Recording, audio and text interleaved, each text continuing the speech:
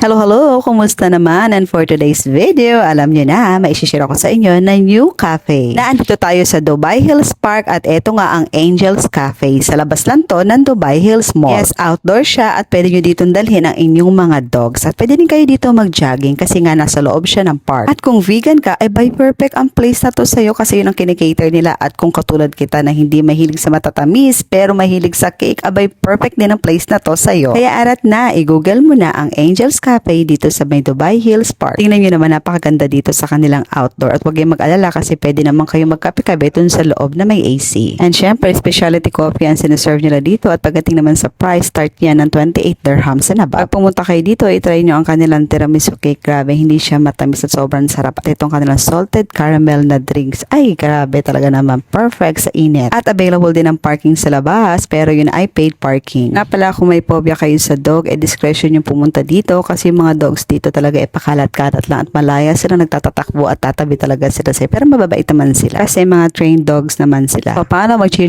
muna kami dahil sobrang relaxing ng place. So, ayun lang. Share ko lang. Thanks for watching. I'll see you on my next one. Sana makafollow ka na din. Bye-bye!